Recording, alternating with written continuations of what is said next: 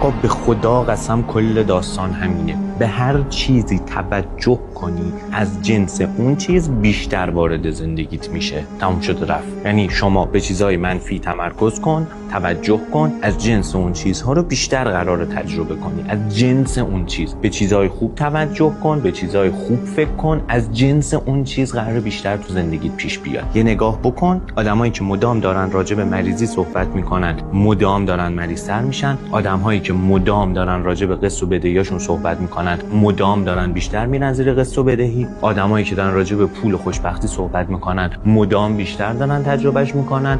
آقا به چیزای خوب فکر کن، چیزای خوب رو فقط نگاه کن. به خدا موفقیت فقط نوع نگاهه، به خدا خوشبختی فقط نوع نگاهه. همین رفیق من، بشین شکرگزاری بنویس، بشین تمرکزتو از اون ناخواستهات بردار بذار رو خواستهات، بشین تمرکزتو از اون نداشتهات بردار بذار رو داشتهات، بشین ذهنتو عوض کن، دنیات عوض میشه.